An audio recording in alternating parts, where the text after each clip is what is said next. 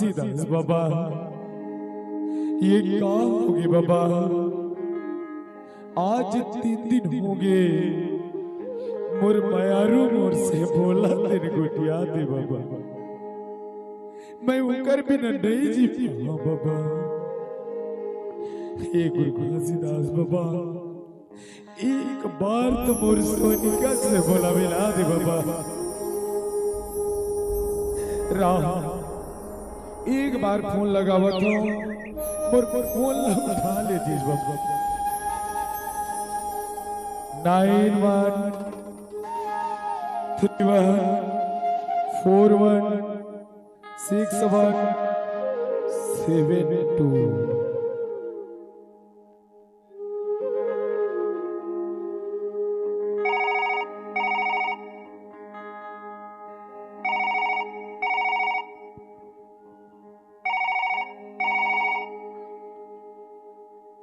Hello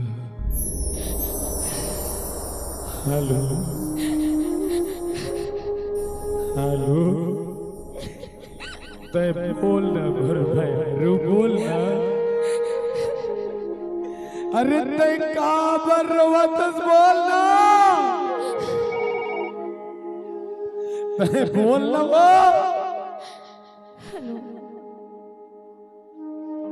बोल ना यार।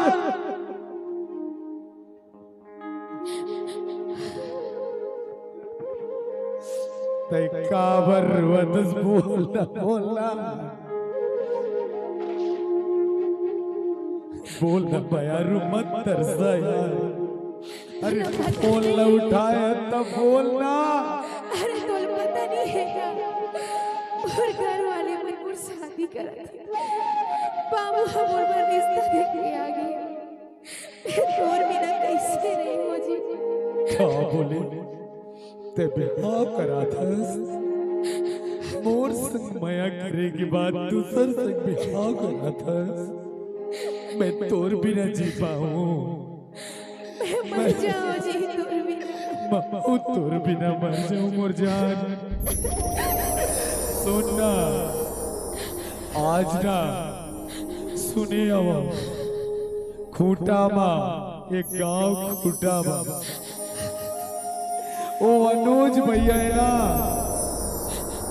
तेन जयंती कार्यक्रम करवा थे यार श्याम कुटिलिया सुनी होता हूँ नाचा देखे बर जाबेगे की बहु नाचा देखे बर आवाज तोला मोर प्यार के गिरिया ही मोर मायारू तय सुख चंद भास्कर भैया वाला गली में आ जावे यार। अब कहूँ नहीं आ होत बिहाने में बाजी लेके बर जाऊं दूर बिना ये दिल नहीं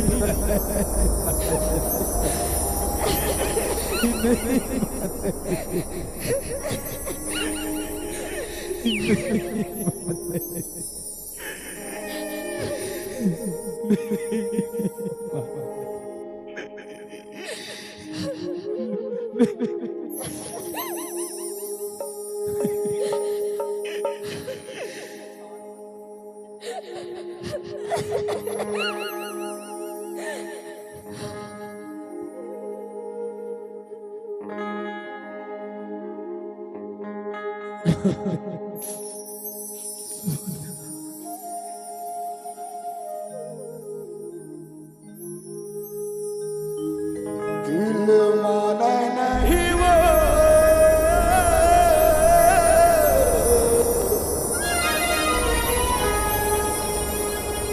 तेरा नी तो रे सुधु मोला आखी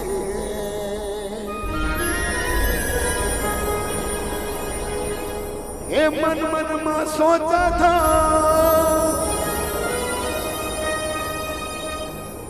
तू ही लागू न था माया मोरे नहीं जाने रानी माया मोर नहीं जाने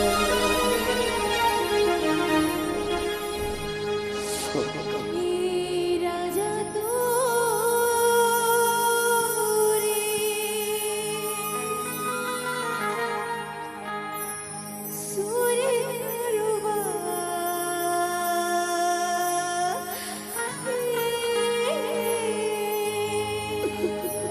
बोलना मोर प्यार के कैसे में जान अगर ते खूटा गाँव के ना पानी टंकी में नहीं अब में पानी टंकी खुद अपन जान दे दो तो मोर प्यार के कैसे में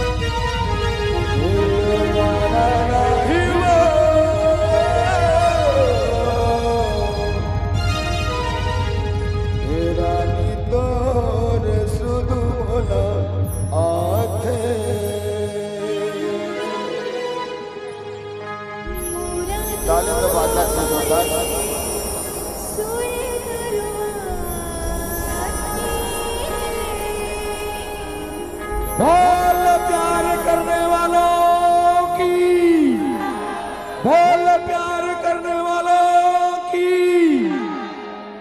कैसे जी गुंडा हुआ साले हो, हाथ गोड़ के स्वाद रहे।